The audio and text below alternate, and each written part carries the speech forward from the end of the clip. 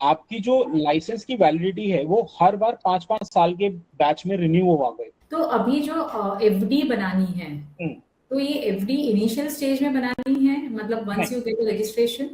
Okay. नहीं, FD की process तब तक चालू नहीं हो सकती जब तक आपके पास सेबी रजिस्ट्रेशन नंबर नहीं आया हो। जो तो आपका एनलिस्टमेंट नंबर होता है, हाँ, एनलिस्टमेंट नंबर आपको तभी दिया जाएगा जब आप एफडी की प्रोसेस करेंगे। सो बेसिकली प्रोसेस जो फीस पेमेंट स्टेज से चालू होगी, कि बीएससी को आपने फीस पे करी, सेबी के पास एप्लीकेशन गई, सेबी ने उसको अप्रूव किया, मींस आपका रजिस्ट्रेशन नंबर जनरेट किया, आपने सेबी वाली फीस पे करी, उसके साथ साथ आपने रिन्यूअल फीस करी, ये करेक्ट। आपकी रेगुलेटर की फीस पूरी कंप्लीट हो गई। अब आपकी एप्लीकेशन दोबारा बीएससी के पास वापस आ जाएगी। करेक्ट। बीएससी का काम है, आपका रजिस्ट्रेशन नंबर सेबी से मिल गया, बीएससी अपना एक नंबर जनरेट करेगा which is called BSc enlistment number. Investment number, 4 yes. Digit का वो नंबर आपको मिलेगा। और उसके बाद जब वो एनलिस्टमेंट नंबर की प्रोसेस में होंगे, उससे जस्ट पहले आपसे वो मांगेंगे एफडी। एफडी जो है थर्ड वो party FD. Third party FD, वो irrespective of your mode of registration है। चाहे आपने इंडिविजुअल का रजिस्ट्रेशन कराया, चाहे आपने कॉर्पोरेट आरए का रजिस्ट्रेशन कराया, दोनों ही केसेस में एफडी के बनाने का मैकेनिज्म सेम है, एग्जैक्टली सेम। तो ओके। एंड अमाउंट 1 लाख रुपए इनिशियल दोनों स्टेज। के लिए? तो अच्छा। बेसिकली जो एफडी है वो आपकी स्लैब वाइज है। So okay. 0 to 150 क्लाइंट तक 1 लाख की एफडी एप्लीकेबल होती है।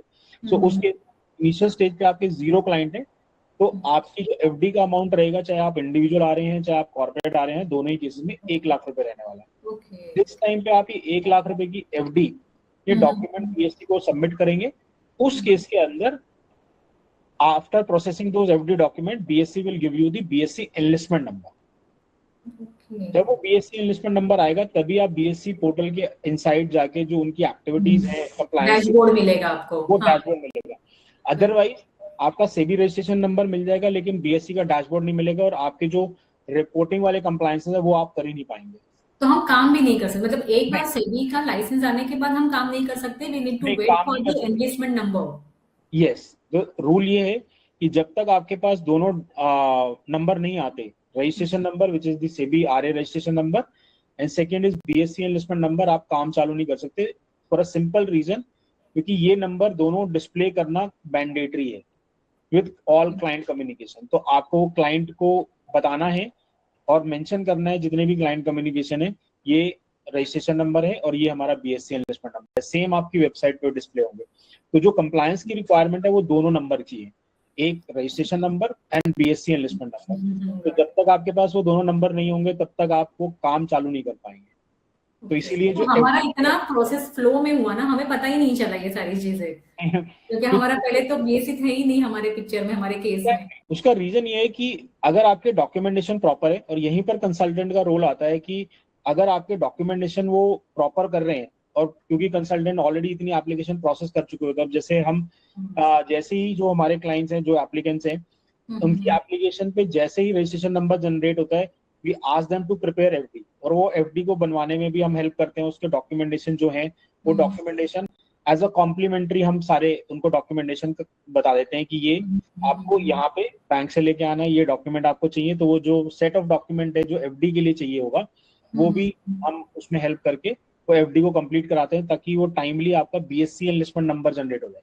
Because our job is not. क्योंकि वो सबसे ज्यादा कॉम्प्लेक्स काम है, यस, मतलब एफडी का जो हमने भी किया था, क्योंकि बहुत सारे बैंक्स को पता नहीं रहता है, फिर कौन सा पेपर सबमिट करना है वो मालूम नहीं रहता, राइट, कौन सा डॉक्यूमेंट उनको सबमिट करना है, हमें देना है। राइट, तो दैट इज एक्चुअली, मतलब it's really good that you are actually providing this service to your clients. Right. क्योंकि होता क्या है कि जहाँ पे मेट्रो सिटीज हैं, वहां पे हो सकता है कि बैंक्स को अवेयरनेस हो कि सेबी की एक जो लियन मार्क्ड एफडी है वो बननी है, लेकिन कुछ जो टीयर 2 टीयर 3 सिटीज हैं, जहाँ पे बैंक छोटे स्केल पे ऑपरेट करते हैं, वहां पे मैनेजर्स को पता नहीं होता कि वो लियन मार्क्ड एफडी कैसे बनेगी या कैसे बनाना है उसको, what are the documentation involve.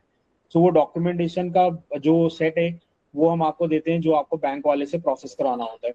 तो वहां से आपको इजीली वो लियन मार्क्ड एफडी मिलती है।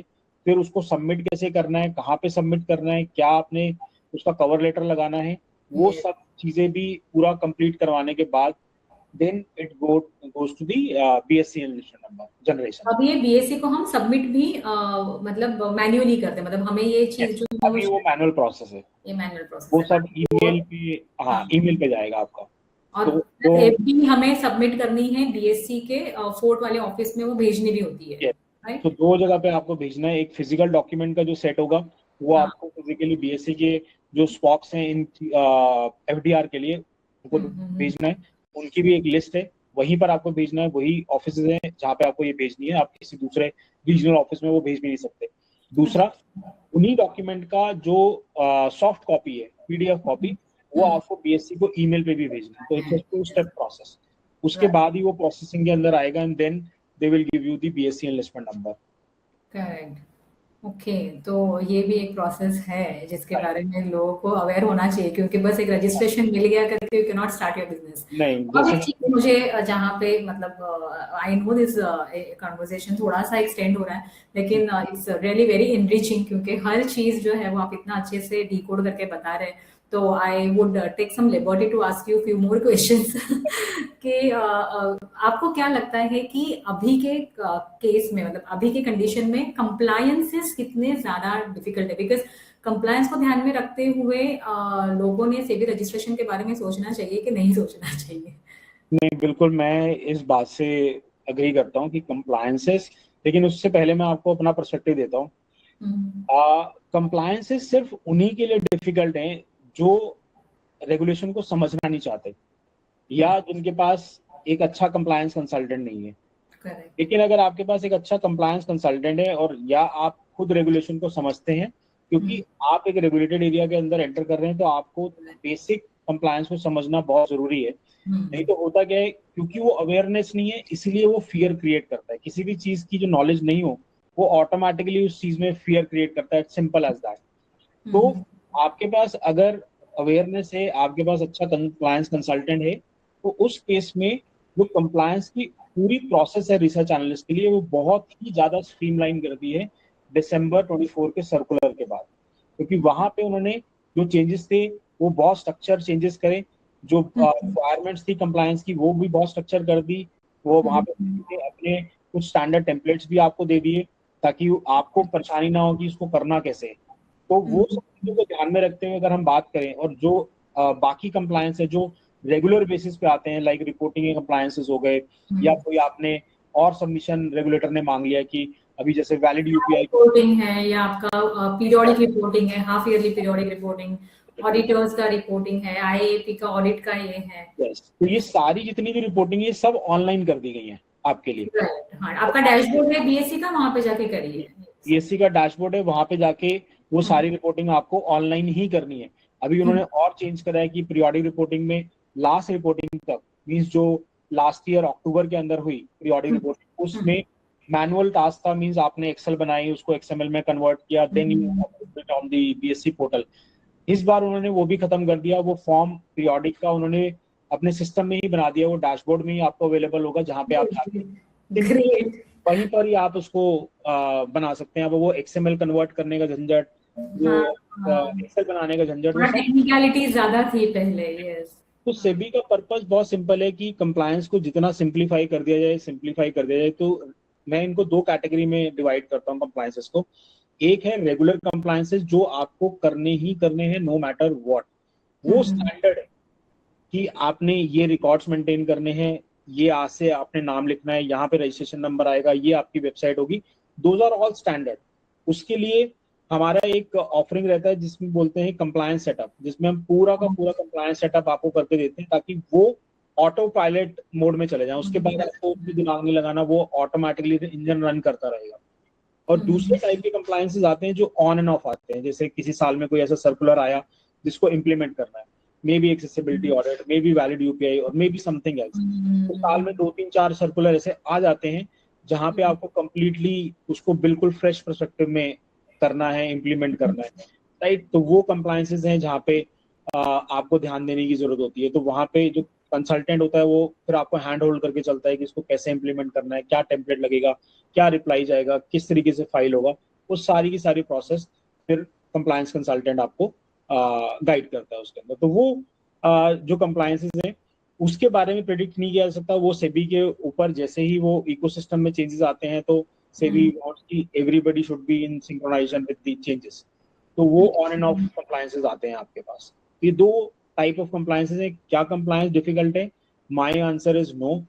क्या कंप्लायंस आपके लिए नहीं होगा डेफिनेटली। क्या बाकी लोगों के लिए भी कंप्लायंस डिफिकल्ट होगा? नहीं, मेरा मानना नहीं है, क्योंकि मैं इतने सारे क्लाइंट्स के साथ काम करता हूँ and I am very very sure कि सभी के कंप्लायंस बिल्कुल इन ऑर्डर चलते हैं। हाँ, जहाँ पे आप इंटरेस्ट नहीं ले रहे हो, उसको एज अ बर्डन ले रहे हैं, एज अ कॉस्ट ले रहे हैं, एज अ एक्सपेंस ले रहे हैं, वो कभी भी आप उसमें इन्वॉल्व नहीं हो पाएंगे। सो आपको ऐसे केस में वही है कि you concentrate on your business and let the consultant do his business. Yes, imagine your self like a company. Company का काम है अपने कोर बिजनेस पे ध्यान देना, आपका कॉन्सेंट्रेट करना। रिसर्च करना, तो आप उसको करिए। कंपनीज बाकी चीज के लिए अपने एक्सपर्ट हायर करती है, अकाउंटिंग के लिए उनका अलग एक्सपर्ट है, रेगुलेशन के लिए आपका अलग एक्सपर्ट है। ये same way you have to have one consultant आपको एक फाइनेंस कंसल्टेंट हायर करना है जो आपके लिए ये काम को या तो गाइड करेगा आपको या आपको करके देगा, दोनों में से कोई एक बात। तो अकॉर्डिंगली आपका जो मेन फोकस है वो आपका रिसर्च पे डेविएट नहीं होना चाहिए। वो डेविएट नहीं होगा। और आपको पता होगा रेगुलेटरी एनवायरनमेंट में आते हैं, तो इसलिए वो सारी चीजें जो है आपको part and parcel of your business ये पकड़ के चलना चाहिए। इसके लिए रेडी होना चाहिए, वो माइंडसेट बन जाना चाहिए। वो हम हमारे स्टूडेंट्स को वही बोलते हैं जिनका रजिस्ट्रेशन आ चुका है और वो लोग कंप्लायंस करके रोते हैं, उनको वही बोलते हैं या तो आप समझ लीजिए खुद से, and if you think it is not possible then there are definitely हर चीज के लिए जो है वो सर्विस प्रोवाइडर्स है, तो might as well take that service and pay for it, ताकि at least you can concentrate in your business और आप आपके क्लाइंट को ज्यादा बेटर सर्विस जो है वो प्रोवाइड कर सकते हैं। एग्जैक्टली। इसमें मैं आपको एक और पॉइंट भी ऐड करता हूँ, ये आपके स्टूडेंट के लिए शायद मोटिवेशन क्रिएट करेगा, क्योंकि क्रॉस द स्पेक्ट्रम क्लाइंट के साथ काम करते हैं। मैं आपको बताता हूँ कि मेरे पास ऐसे क्लाइंट्स भी हैं जिनका टर्नओवर 6 लाख रुपए पूरे साल का है, और ऐसे क्लाइंट भी हैं जिनका टर्नओवर 40 से 50 करोड़ रुपए साल का है। तो इस स्केल से ही आप अंदाजा लगा सकते हैं कि जो बड़ा स्केल अचीव कर चुके हैं वो कॉर्पोरेट हैं, प्लस उन्होंने अपने कंप्लायंस को स्ट्रीमलाइन कर रखा है, और वो एज अ रिटेनर रखते हैं कि फुल टाइम अवेलेबिलिटी रहती है कंप्लायंस कंसल्टेंट की, है ना। They spend money and they delegate that part, they don't put their brain into it कि ये तुम्हारा कोर काम है ही नहीं तो हमें ये काम करना ही नहीं है। तो वो उस स्केल को अचीव भी कर सकते हैं। तो जो अपॉर्चुनिटी है वो बहुत बड़ी है। क्या आप बहुत ज्यादा पैसा कमा सकते हैं? हाँ, बिल्कुल कमा सकते हैं, क्योंकि हम उसको प्रैक्टिकली देख रहे हैं कि जिनके 20 से लेकर 40 करोड़ रुपए तक की रेवेन्यू साल की जनरेट होती है, लेकिन उन्होंने उसको बिजनेस की तरह रन किया, not as a compliance burden कि नहीं मैं तो कंप्लायंस में आ गया, मुझे 4 डॉक्यूमेंट बनाने हैं और यही करना है। तो उस केस में वो स्केलेबिलिटी का स्कोप कम हो जाता है। आपको अगर पर्सपेक्टिव चेंज कर देंगे आप, तो क्या ये बिजनेस स्केलेबल है? हाँ, ये स्केलेबल है। It's the best business ever. Yeah. Exactly. नहीं, हम भी वही बोलते हैं कि it's the best business because जैसे मैंने बोला one to many वाला बिजनेस है ये। Exactly. और अगर आप कॉर्पोरेट्स के लिए अगर रिसर्च रिपोर्ट बना के देते हैं तो ये भी एक बहुत अच्छा बिजनेस है, क्योंकि मतलब you are just working for few corporates and you are giving your views और आप एक इंडिपेंडेंट रिसर्च एनालिस्ट के हिसाब से आप काम करो तो आपका इंडिपेंडेंस भी बरकरार है। यहाँ पे you are doing unbiased business. अभी हम एंड पे आ चुके हैं हमारे कॉन्वर्सेशन के, और before winding up this session I would like to have one rapid fire with you. Are you ready for it? या तनु जी, बताइए कि आरए लाइसेंस एक अंडररेटेड अपॉर्चुनिटी है या upcoming boom? Upcoming boom, no doubt about that. NISM exam tough है या manageable है, आपको क्या लगता है? मैनेजेबल है। Okay, with the right strategy it is manageable. अगर आपके पास एक अच्छा मेंटोर है या एक अच्छा टीचर है, definitely it is much under control to manage. Knowledge यहाँ पे ज्यादा इंपॉर्टेंट है या कंप्लायंस का understanding? What do you think? Knowledge. अगर आपको अपना बिजनेस रन करना है, आपको मार्केट की नॉलेज होनी चाहिए अच्छे से। कुछ लोग इस इंप्रेशन में आते हैं कि हम सिंपल टैग लेके आएंगे और फिर हमारा जो कोर्स है वो बिक जाएगा, या मे बी कोई और सर्विस है वो बिक जाएगी क्योंकि जस्ट बिकॉज हम सेबी रजिस्टर्ड आ रहे हैं। ऐसा नहीं होता। एग्जैक्टली, जैसे आप सेबी आ रहे बनते हैं तो आपकी रिस्पॉन्सिबिलिटी को लोग उसी व्यू में देखते हैं, क्योंकि अब आप प्रोफेशनल हो गए। तो अगर आपका व्यू गलत जाता है then you have to take that responsibility of for a wrong view. You are answerable, of course. Compliance fear factor है या manageable system? What do you think? Manageable system, absolutely manageable system है। जैसे हमने बोला ना कि एक बार अगर आपका बेसिक कंप्लायंस सेटअप पूरा हो गया, देन आपका वो मशीन या इंजन वो ऑटोमेटिकली रन करेगा। लेकिन आपको इस बात के लिए रेडी रहना है कि उसको हमें ऑटोमेट करना ही करना है। उसके लिए आपके पास थर्ड पार्टी सर्विस प्रोवाइडर्स भी हैं जो सर्विसेज प्रोवाइड करते हैं, प्लेटफॉर्म्स भी हैं जहाँ पे आप जाके वो सर्विसेज ले सकते हैं। सेबी प्रोसेस फास्ट है या time taking? In terms of licence, yes, in terms of moderately slow है, moderately, I won't say very very slow, नहीं, moderately slow है, because they also have that goal of capacity building. Okay. RA business side income है या आपके हिसाब से full time career? It's a full time career, full time career, no doubt about that. अगर आप side में teaching कर रहे हैं या कोई और काम कर रहे हैं, then better to go with the part time RA licence, part time individual RA licence, अगर आप कॉर्पोरेट का पैसा नहीं अभी अफोर्ड कर सकते और इंडिविजुअल में अगर आप साथ में कोई काम कर रहे हैं, तो SEBI gives you an opportunity to take the part time RA licence. अब इसी बात से ये पता लग जाता है कि सेबी कितना सीरियस है कैपेसिटी बिल्डिंग के लिए, कि उसने पार्ट टाइम का ऑप्शन भी दिया। ऐसे चार्टर्ड अकाउंटेंट है, ऐसे लोग जो एजुकेटर हैं, ऐसे लोग कोई और फैमिली बिजनेस कर रहे हैं, वो भी आरए का लाइसेंस अब ले सकते हैं। One advice, should student start early? क्योंकि अभी एक्सपीरियंस जैसे उन्होंने ओवररूल कर दिया है, अभी उन्होंने निकाल दिया कि एक्सपीरियंस रिक्वायर्ड नहीं है, but what do you think, student should start early और wait for the experience? No, they should start early, get your hands dirty. Starting के अंदर आपके पास अगर कोई भी एक्सपीरियंस नहीं है, the best strategy is to go outside, get your hand dirty and you know start.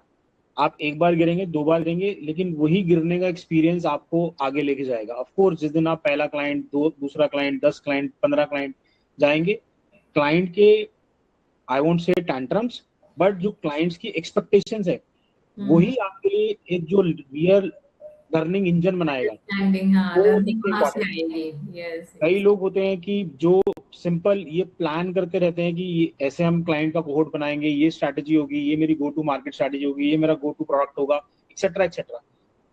I say to every of my client as well as anybody coming to me for an advice कि मुझे RA का business कैसे करना है, doesn't matter you have the best advice or you have the worst advice, if it is not sellable it is zero. तो अगर आप RA बने हैं और आपके पास, आपको लगता है कि आपके अंदर वो स्किल है, आपके पास वो बेस्ट कैपेबिलिटी है, तो आप स्टार्ट करिए and is it generating money, are the market in accepting those strategies or not. हो सकता है कि आप वो स्ट्रैटेजी बनाते रह जाएं और मार्केट में उसकी कोई एक्सेप्टेंस ना हो, तो you have to test in a real time, because this is the industry which is very very fast in terms of execution. Yes. अगर आप वहाँ पे स्लो हो गए तो डेफिनेटली आप दूसरों से पीछे हो जाएंगे, इसमें कोई डाउट नहीं है। Influencers versus SEBI registered RA, trust पे होना चाहिए। Always SEBI registered RAs, because influencer market अभी आपने पीछे 6 से 8 महीने में चेंजेस देखे होंगे। सेबी ने एक सुदर्शन एआई लाके काफी सारे influencer, more than 1 lakh influencer के वीडियो डाउन करे हैं, और कोई भी वीडियो जो स्टॉक मार्केट के बारे में बात कर रहा है वो अंडर स्कैनर है सेबी का। और अगर अभी रिसेंटली एक सर्कुलर आया है सेबी ने, जहाँ पे 1 मई 2026 से ये मैंडेट कर दिया है कि अगर आप कोई भी सोशल मीडिया का पोस्ट डाल रहे हैं, be it post, be it your videos, उस वीडियो के टॉप पे आपका रजिस्टर्ड नेम और सेबी लाइसेंस नंबर लिखा होना मैंडेटरी है। 1 मई 2026 से वो मैंडेट आ चुका है। 1 महीने का टाइम बाकी है, और 1 महीने बाद अगर आप देखेंगे तो सभी सोशल मीडिया में जो रजिस्टर्ड एंटिटीज के वीडियोस पोस्ट हैं वो सब टैग्ड होंगे विद देयर रजिस्ट्रेशन नंबर, उनकी प्रोफाइल में भी लिखा होगा। और तो ये एक बहुत बड़ा रेवोल्यूशनरी है। हाँ। अब आपको पता होगा कि कौन रजिस्टर्ड है और कौन रजिस्टर्ड नहीं है। तो जो इन्फ्लुएंसर की मार्केट है पिछले कुछ सालों में वो स्टॉक मार्केट के कंटेंट के थ्रू नहीं आगे बढ़ रही है, वो अब मूव कर गए हैं क्रिप्टो पे, because there is no regulation in crypto, you know, so they don't have any alternative, because those are like fancy shops. So अगर मेरा एक प्रोडक्ट नहीं बिक रहा, I will throw it out and I will bring another fancy product. And जहाँ पे जो SEBI registered है वो बहुत स्ट्रक्चर्ड वे के अंदर एक राइट एडवाइस लोगों को दे रहे हैं, और वहां पे उनको एक हाईलाइट करना ये सेबी की भी जिम्मेवारी थी, तो उन्होंने वो अपना काम बखूबी अभी निभाया है, मल्टीपल रेगुलेशन चेंजेस करके, एआईज लगा के, और ये वाला रेगुलेशन तो एक गेम चेंजर ऑफ कोर्स होने ही वाला है। सो अगर किसी क्लाइंट को प्रॉपर सर्विस नहीं मिलती है तो आरए के केस में स्कोर्स पे कंप्लेंट करना कितना इफेक्टिव है? बहुत इजी भी है और इफेक्टिव भी है। क्या स्कोर पे कंप्लेंट सुनी जाती है? अब जो आपने सवाल पूछा था कि क्या सेबी स्लो है या नहीं, मैं आपको बता रहा हूँ कि सेबी फास्ट है स्कोर पे 100%। ओके। तो अगर एज ए इन्वेस्टर अगर आपको कोई ग्रीवियांस है, ऑफ कोर्स कुछ ग्रीवियांस होती हैं जो वैलिड नहीं होती, उनका कोई मेरिट नहीं होता, कि जैसे आपको लॉस हुआ, अब हाँ, लॉस के लिए आपने कंप्लेंट कर दी, वो एक वैलिड कंप्लेंट नहीं है, क्योंकि loss is part and parcel of market. और वहां पे सेबी को भी पता है कि अगर कोई भी मार्केट में आ रहा है तो उसको ये पता होना चाहिए markets are subject to risk, market risk, people lose their capital. So अगर इस तरह की कंप्लेंट्स है, ऑफ कोर्स स्कोर में वो फाइल हो जाती है, लेकिन वो क्लोज कर दी जाती है इमीडिएटली, क्योंकि वो उनका कोई मेरिट नहीं होता। लेकिन अगर आपकी जेन्युइन कंप्लेंट है और आपके साथ जेन्युइनली कुछ गलत हुआ है, तो स्कोर पे अगर आप कंप्लेंट करते हैं तो 21 डेज के अंदर, ये मैंडेट है कि 21 डेज के अंदर वो कंप्लेंट को आंसर होगा ही होगा। पोस्ट आरए लाइसेंस सबसे बड़ा चैलेंज क्या होता है? क्लाइंट्स लाना, कंप्लायंस करना, या तो कंसिस्टेंट परफॉर्मेंस देना? सबसे बड़ा चैलेंज जो होता है वो है क्लाइंट को लेके आना। क्लाइंट को अगर आप नहीं ला पाए, और अगर आप कितने भी बढ़िया आ रहे क्यों नहीं है, कितनी अच्छी स्ट्रैटेजी क्यों नहीं है आपके पास, कितना ही बढ़िया इंडिकेटर क्यों नहीं है आपके पास, अगर क्लाइंट आपकी स्टोरी को बाय नहीं कर रहा तो आपके लिए डिफिकल्टी खड़ी होने वाली है। तो सबसे पहली चीज है कि आपके पास जो प्रोडक्ट है, या आपकी जो सेलिंग प्रपोजिशन है, या जो आपकी स्टोरी है, वो सेलेबल होनी चाहिए, ताकि क्लाइंट आना चालू हो। आपके हिसाब से क्या लगता है कि रिसर्च एनालिस्ट को क्लाइंट को क्या ज्यादा समझाना चाहिए, रिटर्न्स और या रिस्क डिस्क्लोजर्स? उसको सबसे ज्यादा जो समझाना चाहिए वो रिस्क डिस्क्लोजर समझाना चाहिए, क्योंकि वहीं से आपके पास स्कोर में कंप्लेन कम आए? वो कंप्लेन तो कम, हाँ ऑफ कोर्स एक कारण वो भी है, क्योंकि रिटर्न समझाना वैसे ही सेबी ने अलाउ नहीं कर रखा आपको, नहीं है, तो आपको रिस्क ही समझाना है। और रिस्क के साथ साथ आपको अपने प्रोडक्ट के बारे में समझाना है कि वो प्रोडक्ट उसको कैसे हेल्प कर सकता है उसके गोल के लिए, राइट, वो जरूरी है। तो instead of directly talking about return, it's always better to talk about risk, क्योंकि हर क्लाइंट यूनिक है और हर क्लाइंट की जो रिक्वायरमेंट है वो भी यूनिक होती है। कुछ क्लाइंट्स रिटर्न पे फोकस करते हैं, कुछ लोग उनको मार्केट समझ में आती है तो वो मार्केट में लॉस होगा या नहीं होगा इस तरीके के क्वेश्चन नहीं पूछते। तो आप सही। जब आप मल्टीपल क्लाइंट से मिलेंगे तो हर क्लाइंट अपने हिसाब से अपने तरीके से कुछ सवाल पूछने की कोशिश कर रहा होगा, तो आपको उनके आंसर अच्छे से पता होने चाहिए। मुझे और वो लगता है कि दिस डिस्क्लोजर अगर आपने एक्सप्लेन कर दिया है आपके क्लाइंट को बहुत अच्छे से, तो हम्म, आपके जो कॉल्स आते हैं, क्योंकि हम्म, यूजुअली हमें मतलब आई वोंट से डर होता है, लेकिन एक हमें जो एक दिन भर में ज्यादा हैंडलिंग होता है वो क्लाइंट के, वो होता है कि उन्होंने प्रॉपरली स्टॉप लॉस लगाया नहीं है, उसके वजह से जो है उनके लॉसेस स्टॉप नहीं हुए जगह पे जितने होने चाहिए थे, कैपिटल इरोजन हो रहा है। तो ये सब जगह पे अगर रिस्क डिस्क्लोजर अगर आपने अच्छे से समझा दिया है, और हमारी जिम्मेदारी जो है हम्म, वो हमने कह दी कि हम पापा हमने ही आपको बता दिया था, हम्म, आपने ये करना चाहिए, बिकॉज नाउ राइट, आपका ट्रेड आपने लेना है। तो हम्म, हमारा काम या हमारी जो कॉल्स आते हैं जिसके जहाँ पे हमें क्लाइंट्स को समझाना होता है, बहुत सारे फोन में हमारा इतना टाइम चला जाता है ये सारी चीजें हम्म, करने में, वो बहुत सारा बच जाएगा। बच जाएगा, राइट।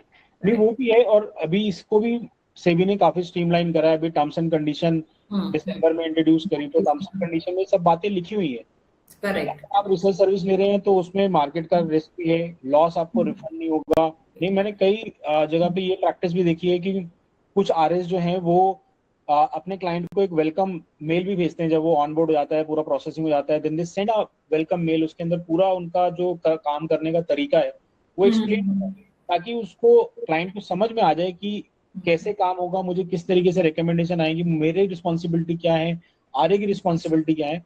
और एक चीज जो इन्वेस्टर को मैंडेटरी पढ़नी चाहिए वो है इन्वेस्टर चार्टर, क्योंकि जो भी हाँ। रिसर्च एनालिस्ट है यस। ऑनबोर्डिंग के टाइम पे, जब ऑनबोर्डिंग कंप्लीट हो जाती है उसके बाद जब वो मेल भेजते हैं सारे डॉक्यूमेंट की, तो उसमें एक इन्वेस्टर चार्टर का डॉक्यूमेंट जाता है। राइट। लोग कई बार पढ़ते नहीं है, लेकिन अगर आप वो पढ़ेंगे तो वहां पे लिखा है कि आपकी एज अ इन्वेस्टर क्या रिस्पॉन्सिबिलिटी है, क्या आपने करना है, what are the dos, and what are the don'ts. तो मुझे नहीं लगता है कि जो आरए रजिस्टर्ड हैं वो मतलब वो रजिस्ट्री इसीलिए हुए हैं क्योंकि उनको लगता है कि हमें अगर काम करना है तो हमें एक बहुत ही मतलब रेगुलेशंस के अंडर रह के एक अंडर डिसिप्लिन तरीके से ही काम करना है, डिसिप्लिन तरीके से. So it's a very structured business.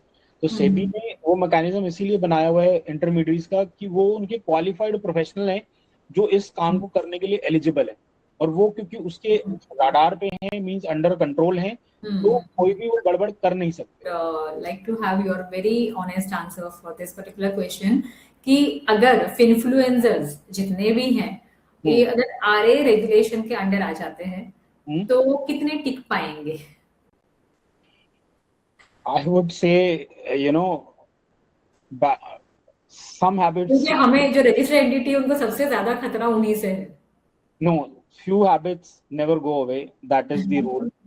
And if any influencer who is coming with a mindset that if I was tricking while I was influencer, then even after getting RA license, it will not work for him. वो सिर्फ उसके लिए tag है. अगर वो पहले ही trick कर रहा है, right, I have seen people who are tricking.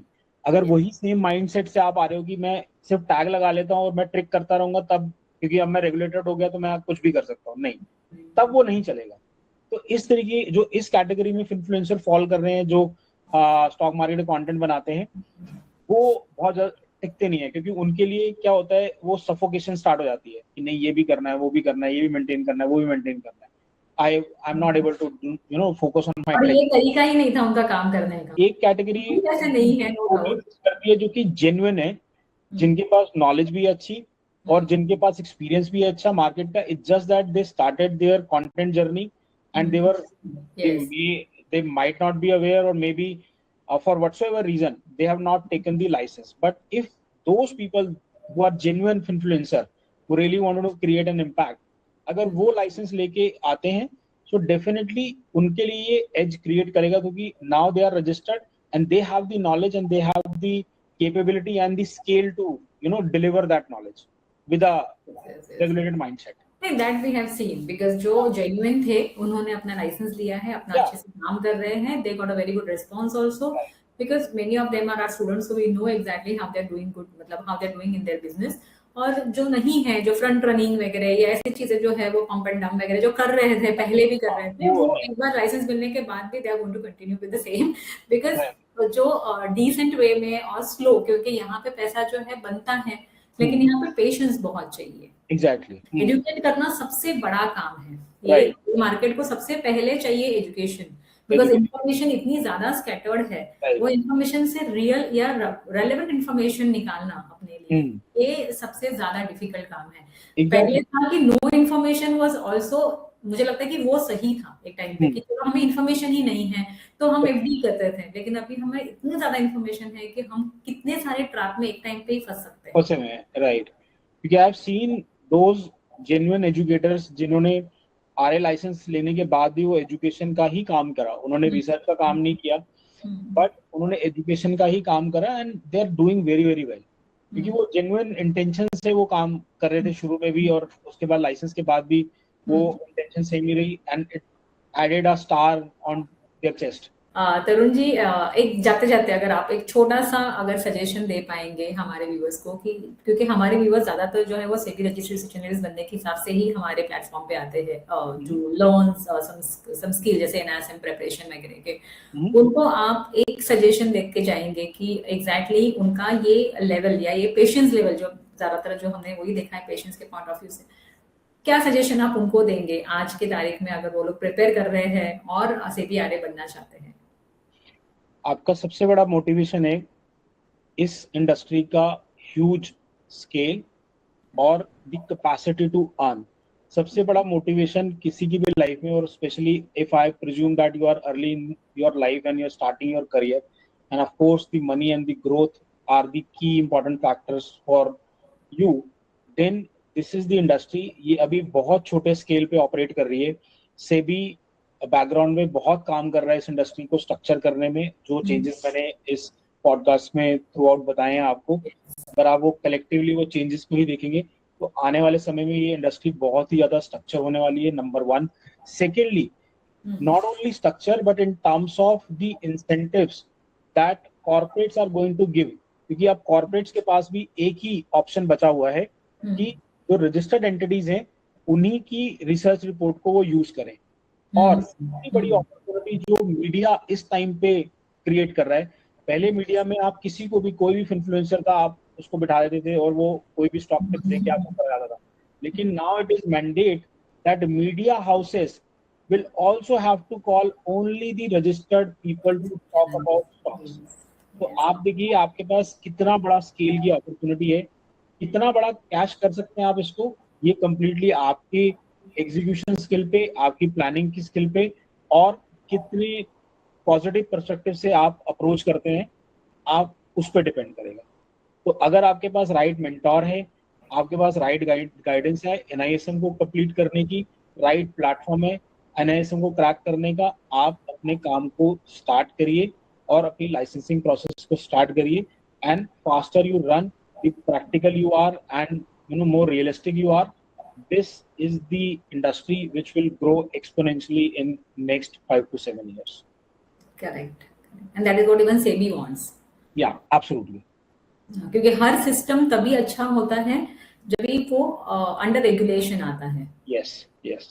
तो हम इसी नोट पे इस कन्वर्सेशन को क्लोज करते हैं कि थैंक यू सो मच, क्योंकि ये बहुत ही एनरिचिंग था आपके साथ बात करना। हम एक्चुअली बहुत टाइम से सोच रहे थे कि टू कनेक्ट विथ यू, लेकिन आप इतने ज़्यादा ऑक्यूपाइड है, आपने हमारे लिए इतना टाइम दिया, क्योंकि भले ये थोड़ा एक्सटेंडेड हो गया है, लेकिन बहुत सारे पॉइंट्स आपने कवर किए, क्योंकि बिजनेस से लेके कैसे बिजनेस करना चाहिए, कैसे रेगुलेशन के अंडर रहना चाहिए और कैसे कंप्लायंसेस वगैरह करने चाहिए। अगर कंप्लायंस नहीं कर पाते हैं तो definitely there are consultants. Registration related भी आपने काफी सारी चीजें जो है वो क्लियर की, क्योंकि कॉर्पोरेट आरए और इंडिविजुअल आरए के रिलेटेड भी बहुत सारे कंफ्यूजन लोगों के दिमाग में हैं। अगर हमारे जो व्यूअर्स हैं वो अगर आपसे कांटेक्ट करना चाहें तो उसके भी हम डिटेल्स हमारे डिस्क्रिप्शन बॉक्स में डाल देंगे ताकि वो आपको कांटेक्ट कर सके। और बस thank you so much Tarun ji, thank you and all the best for your journey, because आप एक बहुत अच्छा काम कर रहे हैं। इसलिए भी क्योंकि हमने आपको देखा है, you have been always very active on our registered research analyst group also, क्योंकि जो भी कोई सवाल पूछता है Tarun ji is the first one to answer all the compliance related queries at a very prompt level. तो हमें वहां से ही हमारे ज्यादातर क्वेश्चंस जो है वो आंसर हो जाते हैं। Tarun ji have been always very, very helpful to us. So thank you, Tarun ji, for all the contribution which you are making and creating a difference in the life of research analysts, registered research analysts, I must say. Thank you. Thanks for your time. Thank you, Shivu. Thank you.